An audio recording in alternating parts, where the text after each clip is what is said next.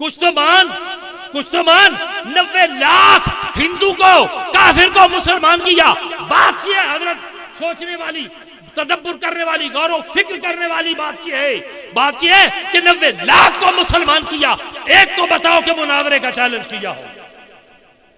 اتقون عن الفراست المومن, ایک کو مناظرے کا چیلنج کیا ہو. مگر ایک سمپل فار ایگزامپل یہ بتاؤ کہ کوئی کافر آیا ہو اور کافر اٹھ کے چلا گیا ہو. جو آیا دام محبت میں آیا, دام فراق میں آیا, آ کے گرفتار ہوا, واپس جانے کے قابل نہیں رہا. اب معاملہ یہ ہے کہ یہ وہ لوگ ہیں جنہوں نے حالت بیداری میں رسول کی زیارت کی بات ایک عاشقی کر رہا تھا. اگر ڈر نہ لگے تو میں کہہ دوں, مدینہ منورہ میں آقا کریم کا دور, صحابہ نے کہا تھا نا کہ یا رسول ہمارا جی چاہتا ہے ہم آپ کو سجدہ کریں. کیوں جی حضرت ہے نا, حدیث میں لفظ ہے, کیوں مولانا ہے کہ ہم آپ کو سجدہ کریں. مگر تھوڑی سی بات آگے بھی چلاؤ, کچھ لوگ وہ بھی تھے جو جھکنے بھی لگ گئے تھے, سجدے کے لیے جھکنے لگ گئے. سرکار نے فرمایا کھڑے ہو جاؤ, سجدہ اللہ کی ذات کے لیے ہے, صرف اللہ کی ذات کے لیے, سجدہ میرے لیے نہیں ہے, اللہ کی ذات کے لیے, اس کو سجدہ کرو. یہ عاشقوں کی بات تھی. اگر یہ بتاؤ کہ سرکار منع نہ کرتے تو بولو نا, سو گئے ہو؟ نہیں, سجدہ منع نہ کرتے تو سجدہ کر دیتے. کیوں جی حضرت جی, یہی بات تھی نا. یہ تو تھوڑی جی کہ ساڑھا تو چشتی ہے تھوڑا جی, وہ بات میں سمجھ گیا میری بات ہے مولانا, یہی ہے نا تعظیم, یہ وہ ساری بات ہے. مگر ہم جو کہ ابو بکر صدیق کے غلام ہیں, ہم نے تو ادھر جانا نا جدھر ہمارے مرشد گئے ہیں. سمجھے, اب قریب تھے کہ سجدے میں چلے جاتے. سرکار نے فرمایا نہیں, خدا کے بغیر سجدہ نہیں ہے. اگر ہوتا تو پھر بیوی اپنے خاوند کو سجدہ کرتی, اس لیے کہ اس کا مجازی خدا ہے. اب جہاں تک میری مائیں بہنیں سن رہی ہیں اس حدیث کو سنیں, کوٹ کریں اس حدیث کو, کہ اگر ہوتا تو پھر وہ اپنے خاوند کو سجدہ کرتی, اس لیے کہ وہ ان کا مجازی خدا ہے. اب جو محبت کی بات بتا رہا ہوں, مقام عشق کی بات بتا رہا ہوں, یوں کھو گئے سرکار کے الطاف و کرم میں. اب یہ بھی نہیں ہوش کہ کیا مانگ رہے ہیں, کم مانگ رہے ہیں یا سوا مانگ رہے ہیں, جیسا ہے سخی ایسی عطا مانگ رہے ہیں.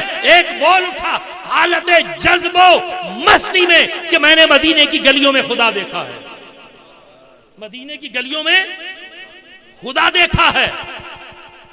او مولوی غلام رسول صاحب اکرام محمدی کی انہوں نے داستان لکھی تھی, عرش تے ویکھیا فرش تے ویکھیا. عرش تے ویکھیا, کدے فرش تے ویکھیا, کدے عرش تے ویکھیا. بات یہ ہے کہ حلیمہ کی بکریاں چراتا ہوا نظر آ گیا, آسمان پہ موسیٰ کلیم سے باتیں کرتے ہوئے نظر نہیں آیا, مکے میں امامت کراتا ہوا نظر آ گیا, وہ مقام محمود سے سدرۃ المنتہا پہ امامت کراتے ہوئے نظر نہ آیا, بیت المحمود میں امامت کرانے نظر نہ آیا. ظاہری کپڑے تو نظر آگے بھی پہنے ہوئے, مگر وہ کپڑے جب لامکان کی بلندیوں پر پہنچ گئے تو یہ نظر نہ آئے. ارے نہیں, دونوں آنکھوں سے برابر دیکھو. ادھر جو ہے وہ حلیمہ کی بکریاں چرا رہا ہے, مگر یہ تو دیکھو کہ وہی حلیمہ کی بکریاں چرانے والا سدرۃ المنتہا پہ جبرائیل کو پیچھے چھوڑ کے آگے جا رہا ہے. یہ عظمت میرے مصطفیٰ کی, آگے جا رہا ہے. اب اس نے کہا کہ عرش تے ویکھیا فرش تے ویکھیا, سبز گنبد دے وچ میں خدا ویکھیا. اب یہ تو بات ہے محبت کی, مگر کہنے والے نے بھی یہ بھی تو کہا تھا نا, جنت تو ود کے ویکھو. ذرا تھوڑی تازگی واسطے بات کر رہا, جنت تو ود کے ویکھو, لکھے جنت تو ود کے ویکھو, جنت تو ود کے ویکھو گنبد دی ٹھنڈی چھاں ہے. جنت تو ود کے ویکھو, نہیں آگے چلو, جنت تو ود کے ویکھو کملی دی ٹھنڈی چھاں ہے. جنت تو ود کے ویکھو کملی دی ٹھنڈی چھاں ہے. عرش برین دا نقشہ محبوب دا گراں ہے, عرش برین دا نقشہ محبوب دا گراں ہے. اب آؤ سوچو غور کرتے ہیں چلتے ہیں. ابے سر کی آنکھوں سے دیکھا تو پھر صحابی ٹھہرا. اب میرے آقا کریم نے کہا جس نے مجھے دیکھا اس نے مجھے ہی دیکھا. درمیان میں پارٹ چھوڑ گیا ہوں کہ میں مدینے کی گلیوں میں نے خدا کو دیکھا ہے. جس نے مجھے دیکھا اس نے مجھے ہی دیکھا.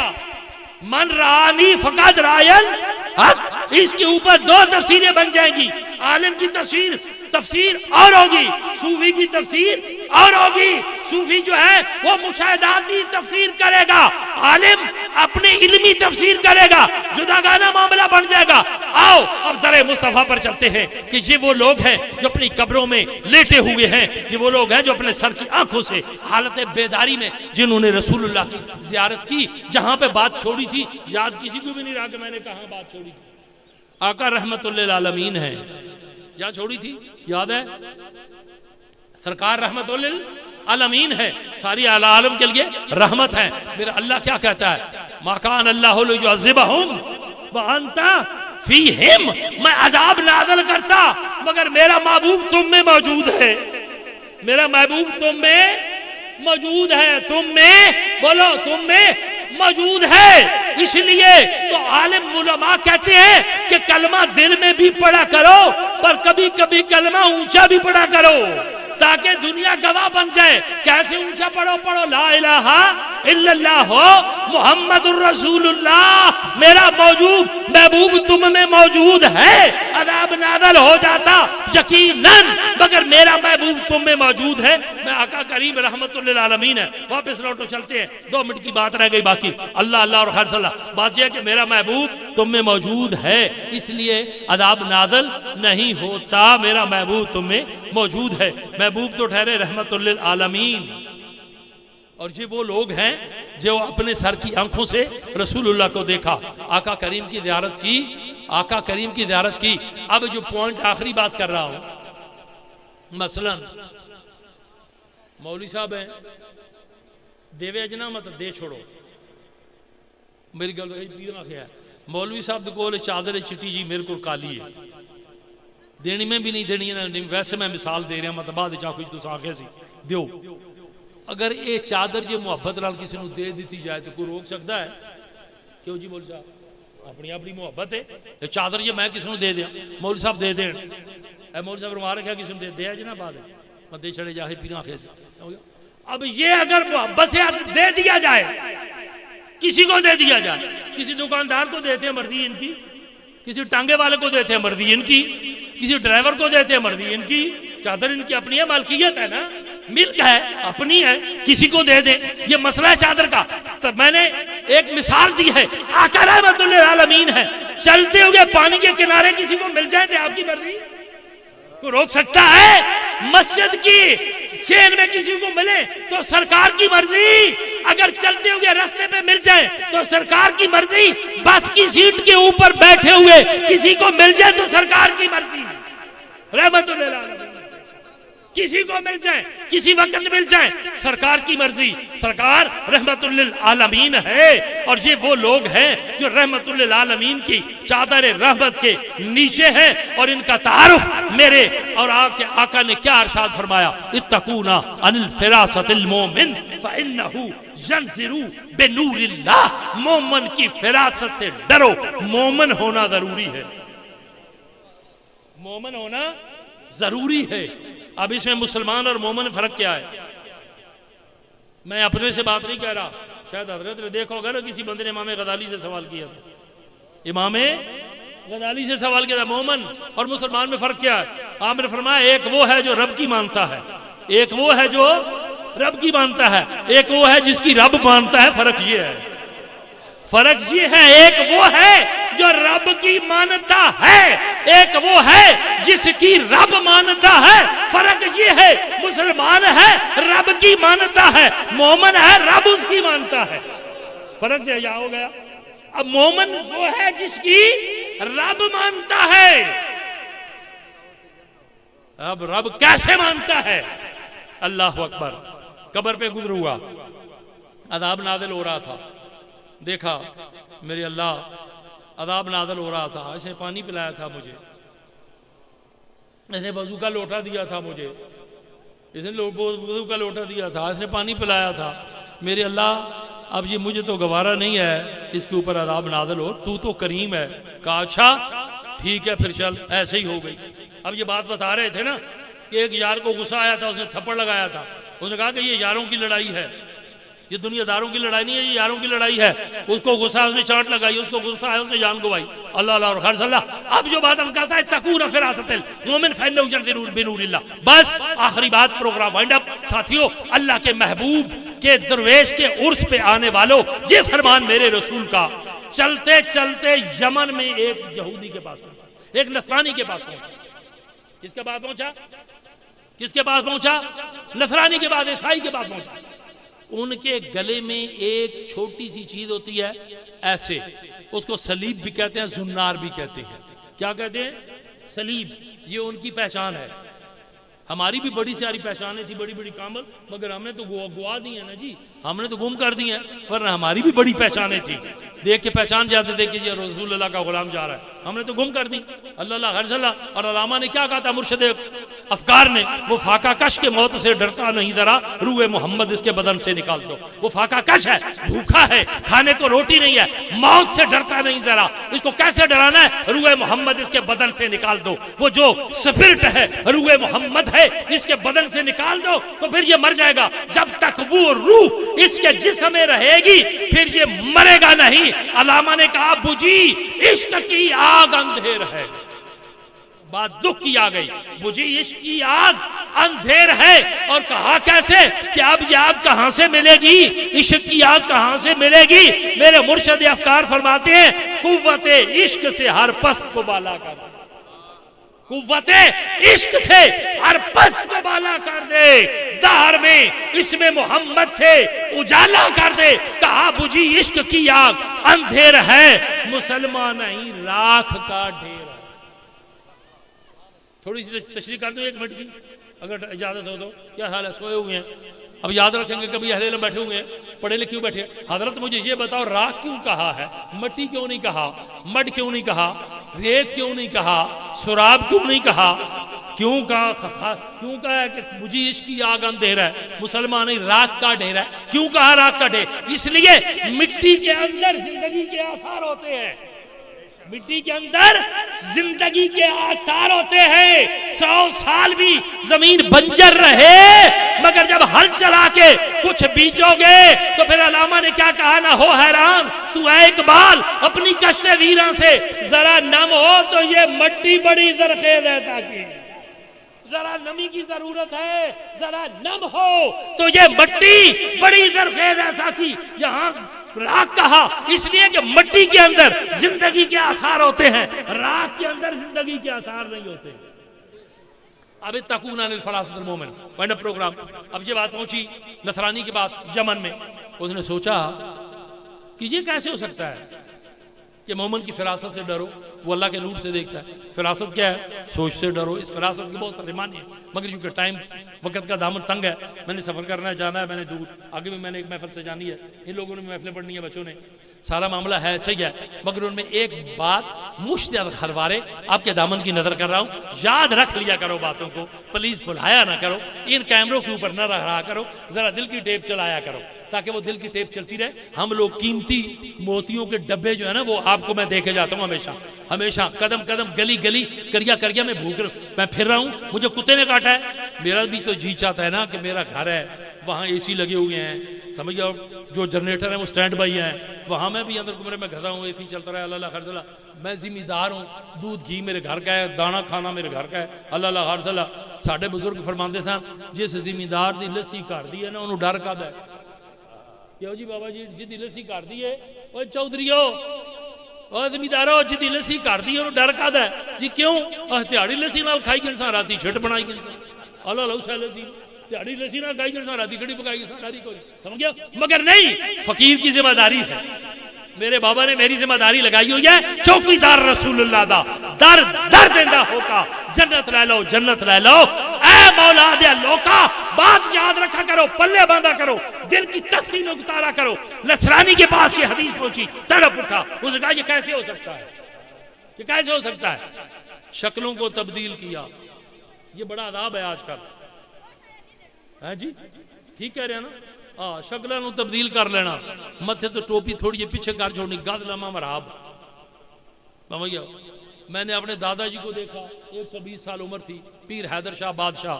میں نے بڑے غور سے دیکھا کہ ماتھے پہ محراب کوئی نہیں تھا. 2 ہی باتیں ہو سکتی ہیں, یا تو پھر وہ نماز نہیں پڑھتے تھے. اب جی میں کیسے سوچ سکتا ہوں, سمجھ گئے. اب یہ بابا جی کوٹلی والوں کو میں نے دیکھا, بڑے قریب ہو کے دیکھا, بلکہ میں نے ایک دن پگڑی میں دیکھا شاید محراب نظر آئے, مجھے نہیں نظر آئے. اب میں نے سوچا کہ یہ بابا جی شاید نماز نہیں پڑھتے. اب یہ کیسے ہو سکتا ہے کہ زمانے کو درس دینے والا خود نماز نہ پڑھے, زمانے کو تعلیم دینے والا خود نماز نہ پڑھے. باہر کیسے, اب بات سمجھ گئے ہوں گے میری. اب اس نصرانی نے کیا کیا کہ چلو روپ تبدیل کرتے ہیں, روپ تبدیل کرتے ہیں. یہاں پہ آ کے ایک بات مجھے حضرت بابا فرید کی یاد آ گئی. مجھے اگر یہ نہ کہوں تو پھر بابا فرید ناراض ہوں گے.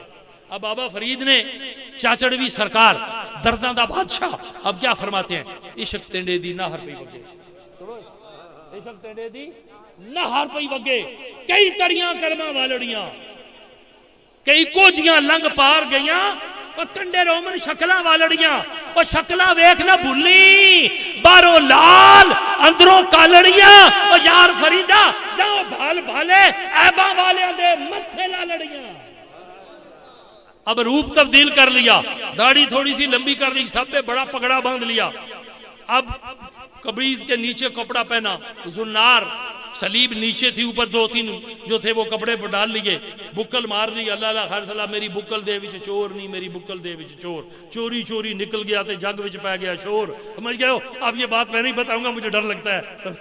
میں نے نہیں کہا, بابا بولے شاہ نے کہا ہے, خود کہنے کو خود وہ کہہ گیا, یہ انہوں نے کہا ہے. کیوں کہا ہے جی ان سے جا کے پوچھو انہوں نے کیوں کہا ہے, یا کسی عارف سے پوچھو یہ کیوں کہا ہے, بھر کے بات لمبی ہو جائے گی, میں ادھر نہیں جانا چاہتا, واپس آؤ. اب بکل مار لی نا, تو چلتے چلتے چلتے چلتے وہاں سے چلے تو کسی نے کہا کہ اس وقت ولایت کا مرکز بغداد ہے, ولایت کا مرکز بغداد ہے. اب جا کے بیٹھ گئے, بیٹھے رہے, بیٹھا رہا نا وہ, اٹھ کے چلا آیا. کہا اس کو بھی کوئی پتہ نہیں ہے یہ کون ہے, اس کو بھی پتہ نہیں ہے یہ کون ہے. اتقون الفراس المومن فانہ ینظر بنور اللہ. آگے کے پاس چلے گئے, ایک اور صوفی تھا, اس کے حجرے میں جا کے بیٹھ گئے, بیٹھے رہے, شام کو واپس آیا. کہا اس کو بھی کوئی پتہ نہیں ہے.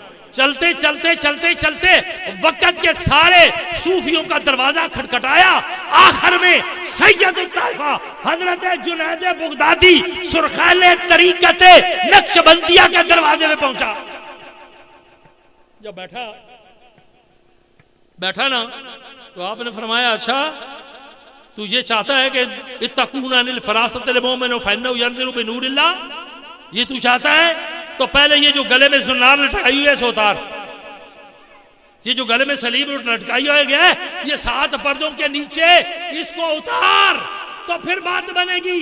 قدم پکڑے, کہا پہلے 17 دروازے کھڑکائے, کہا پتہ ان کو بھی تھا, پتہ ان کو بھی تھا. بولے اس لیے نہیں ہے کہ تیرے ایمان کی امانت جنید بغدادی کے پاس, تیرے ایمان کی امانت جنید بغدادی کے پاس تھی, پتہ ان کو بھی تھا. بولے اس لیے نہیں ہے کہ تیرے ایمان کی امانت جنید بغدادی کے پاس تھی.